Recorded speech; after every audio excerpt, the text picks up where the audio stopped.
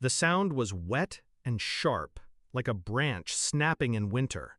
My leg buckled, then the other. I hit the floor, breath punched from my lungs. My father loomed over me, the metal bat still raised. His grin stretched like a scar. "Now they match your worthless life," he said. From the doorway, my mother laughed. "Crawling looks better on you." Pain ripped through me in waves, but I smiled through it, because in that moment I knew they'd never laugh again.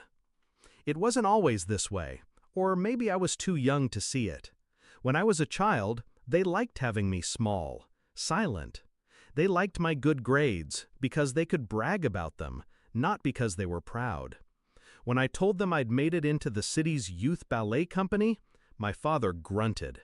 My mother said, "Don't embarrass us." For 6 months, I trained harder than I'd ever trained in my life. I'd wake before sunrise, practice until my muscles screamed, then go to school. The recital was my chance, my first lead role. But that morning, Dad was drunk. Mom was in one of her brittle, mocking moods. I should have left without speaking. Instead, I made the mistake of asking them to come watch me dance. That's when he picked up the bat. In the hospital, I learned the damage. Compound fractures, torn ligaments, months of rehab. The police took statements, but my parents' story was polished. She fell down the stairs. I didn't contradict them, not because I was scared, because silence is a weapon, and I was sharpening mine. I spent a year recovering. Every painful stretch, every sleepless night, I thought about the way they'd looked at me on the floor, not with shock, but satisfaction. By the time I could walk without crutches, I'd made my decision. They weren't going to pay for what they did in a burst of rage. They were going to pay slowly, piece by piece. First, I moved out. I told them I'd forgiven them, that I needed space. They believed me. They thought I was still their compliant daughter. I worked 2 jobs. I studied criminal justice at night. I learned how investigations unfolded, how evidence was built, how to document every detail without it pointing back to me. Over time, I collected their sins. My father's gambling debts, his habit of helping himself to cash from his employer, my mother's credit fraud schemes, the neighbor she blackmailed, the fake insurance claims. Every crime was a brick. I was building a wall around them. When I was 24, I found the crack that would let me push the wall in. My father had joined a small construction firm. They were laundering money for a local gang. My mother was helping him funnel it through fake client accounts. I got the paperwork, bank statements, signed invoices, even recordings of them bragging about it. I didn't send it to the police, not yet, because I wanted to be there when it all collapsed. The opportunity came 2 years later. The firm landed a city contract. Big money, big publicity. My parents were invited to a celebratory dinner with local officials, press, and the company's investors. I slipped in through a back entrance.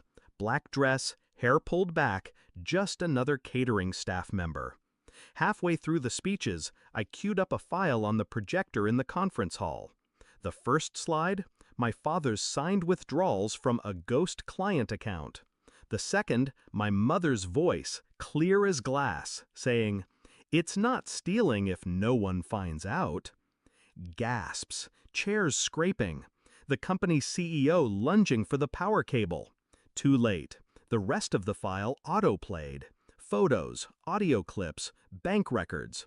Enough evidence to burn them to ash. Security arrived. My father tried to stand, but his legs wobbled. My mother's hands shook so badly her wine spilled across the tablecloth. By the time police entered, the investors were already filing complaints. The city official who'd backed the contract was on the phone, pale and furious. They were arrested on the spot. The trial was almost anticlimactic. I sat in the front row. When my father looked at me, I tilted my head, just enough for him to understand. The verdict? Guilty. multiple counts of fraud, embezzlement, and conspiracy. Sentence, 20 years each. The first parole hearing came 5 years later. I attended. They didn't speak to me. My father's hair was gray, his shoulders slumped. My mother's face had collapsed in on itself. The board denied parole. They'll try again in another 5 years. I'll be there. I always will. People think revenge is about heat, about shouting, about striking back in the moment. It's not. It's about patience, about building the kind of trap that leaves them with nowhere to go, no one to turn to, and nothing to hold on to. They thought they'd ended my life that morning before the recital.